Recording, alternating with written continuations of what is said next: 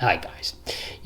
Everybody's been talking about this Squier Debut Series Strat lately, that incredibly low-priced basic axe which seems to be Fender's answer to the bargain basement guitar market. It's all Squier man this and Debut dude that. At this point, about 6 months, I'm guessing someone will probably name their kid Joseph Squier Debut Jr. or something. I don't know. Anyway, you get the picture. Anyway, I thought it would be great to at least grab one of those fabled Squier Debut Strats and, give my take on it, kind of experience the magic firsthand and communicate that to you. But unfortunately, you can't get them in Canada, as they're an Amazon Direct brand currently only sold in the US and the UK. And so, as opposed to spending time and money trying to set up a PO box and paying a broker to ship and transfer the guitar, then paying import fees and probably getting a US green card just to stand at the main border for 10 minutes humming a few bars of the Star Spangled Banner while Willis Huntley drops my guitar from a low-flying Cessna, I decided to pick up instead what I've been told for some time is a great alternative to the Squier Debut series, and at a similar price point apparently. And that, my friends, is the Cort G100.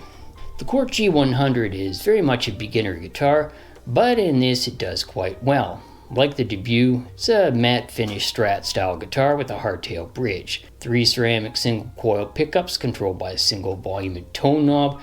Tuners, they hold tune quite well, but I found them a bit stiff when tuning this. Body on this is Maranthe, thin body at only 39mm, making this a pretty darn lightweight guitar. But unlike the Squier family guitars, which seem to exclusively use Indian laurel and other weird fretboard materials now, which I frankly find way too grippy, this has got a nice Jatoba fretboard with medium frets. It's atop a satin finished maple neck, which is pretty smooth all around. They've also opted for the staggered neck bolt pattern here, with a beveled neck cut. Kind of a nice touch here, if you want to hit those high notes a lot more easily. So guys, to see what this is all about, check out the guts, and then do a few mods to spice this little number up. Let's get down the bench and get busy. I'll see you at the table.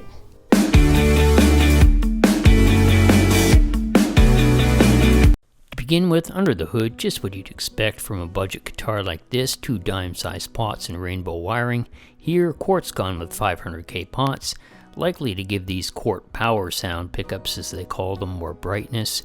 And these ceramic singles actually do sound pretty good, though pretty low output pickups at under 4K each. 5-way switch, gotta admit, this is about the 3rd Cortex switch I've come across with issues, and keep in mind this guitar had only been used for a couple months before I bought it secondhand, so yeah, it's not good. On a brighter note, this does have shielding paint in the cavity and a body ground lead, so you're all set there. And yes, this is indeed shielding paint and not like some dollar store paint someone's slapped in there to make himself feel better. Onto the mod components. First, let's go with a Fender full-size 500K pot, a Fender 5-way mech switch to replace that faulty Cortec one, and a push-pull pot, as we're going to enable series switching for the bridge and neck pickups, as I often do. I'll start here with the switch. After the crossover, I'm going to wire in the neck and middle leads and leave the bridge lug, the top one, vacant. I'll explain this in a second, where the leads from the push-pull connect to the switch. And of course, you can follow the wiring diagram linked in the description, which is just a variation on the diagram I did for that Strat a few videos back. Alrighty, so the red wire here is the lead that goes to the bridge lug on the 5-way. The lug right above it is where you'll eventually connect the hot from the bridge pickup. The white here goes to the neck lug on the 5-way switch. This white lead goes to a ground, ideally to the ground lug on the push-pull pot, and then to the main ground out. And the black lead here is the ground lead from your neck pickup. After you solder on a tone cap, in this case a standard Bender 0.22 UF cap, you want to ground that to the side of the pot, and then you can connect that to the top lug of the tone pot as well if that's already going to the main ground. Just one step I want to get into too, as I'm not covering them all in this exercise. A couple people have asked me recently how much flux to solder you should use, what ratio is correct, and I'd say it's probably less than half as much flux to solder, so just a dab like that. Tap it down with your iron to melt it, and when you melt some solder on top of it, you should see it stick pretty much right away if the ratio is correct, like that. Then of course you wrap your ground wires together and melt some solder on that. and connect the output and all other grounds, and so on and so forth, and you'll be a happy camper.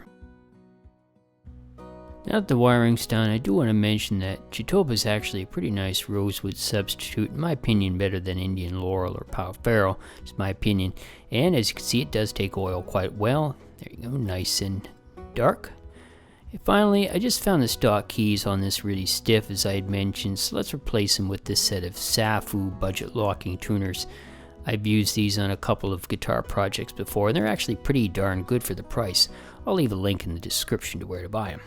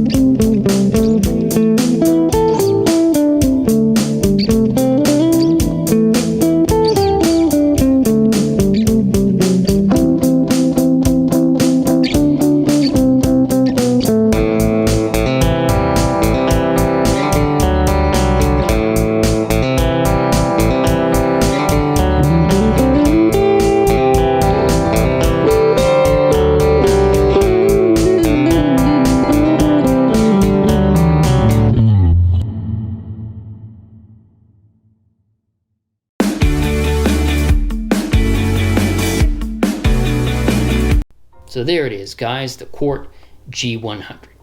In my eyes, my hands, a guitar more than comparable to the Squier Sonic series, and with nice specs that even that guitar doesn't offer. With that rosewood fretboard, this felt more like the Squier Affinities of old than the Squier Sonics of today, which is definitely a good thing. And these so-called Cort Power Sound pickups.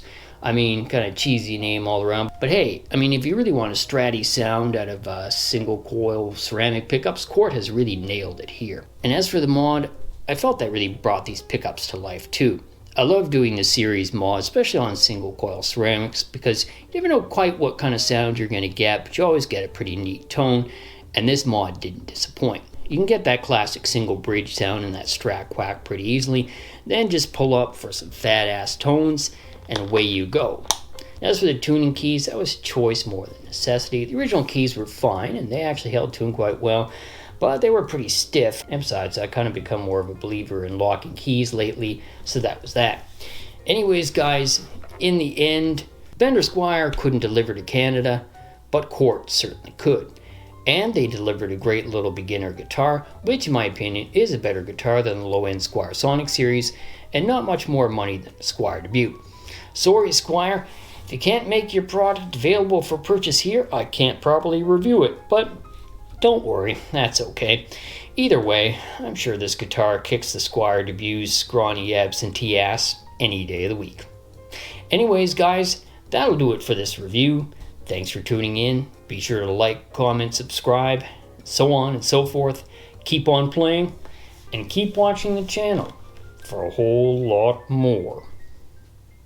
But wait, just before we go, a smooth shout out to a cool company. You know, as a full-time employee of a major global corporation and a small-time YouTuber who definitely spends way too long laboring over these silly guitar videos, I tend to burn up a lot of calories. And that fact, combined with a lifelong sweet tooth affliction, means that I tend to reach for some not so healthy things when I'm hungry once in a while, like an entire stick of butter bathed in a mixture of icing, sugar, and maple syrup. Anyways, imagine my delight when I reached out to a small company way down in good old Texas asking about what I've heard through the grapevine is a candy with very few ingredients and even fewer additives. And they responded quickly and very kindly sent me some free samples. And that company, ladies and gents, is none other than good old Sour Boys Candy. Sour Boys is a true representation of small-time candy the way it should be. Made in a small factory in a small town in Texas, from small ingredients by extremely small people. I've heard through the grapevine the height of the average employee there is no more than 3'5", allegedly. Sour Boys Candy is also the masterwork of two fine young YouTubers, one of whom is a good Canadian, so there you go. I've been snacking on these all day long. Personally, I love the green apple. Big fan of sour candies. And this is a great sour flavor. Sour, tangy, twangy, tart, everything I love in a candy, without the negative aftertaste of artificial sweeteners, which tend to put a big damper on candy for me. They remind me so much of the candy I grew up with when I was a kid, before all these horrible artificial sweeteners, before excessive emulsifiers and sorbitol and maltitol and ethanol or whatever they put in candy now. This to me is traditional candy personified. So I gotta say, I know the difference between candy and great candy, guys. And this is some dandy candy with all the right moves. All natural flavors and colors, new flavors coming out seemingly every hour of every day of every week. And of course, a dedication to making candy the old-fashioned way with limited ingredients, maximum flavor, and a whole lot of love. This is a brand worth ordering large batches and sinking your teeth into. Unless, of course, you have fangs, which might mean you're a vampire and thus more interested in blood-flavored candy. But I'm sure Sour Boys is working on that flavor as we speak. Go to sour.gg, check out this candy, link in the description. Thank you so much to Sour Boys for sending me these candy samples. They are delicious. And thanks so much for watching. Until we meet again.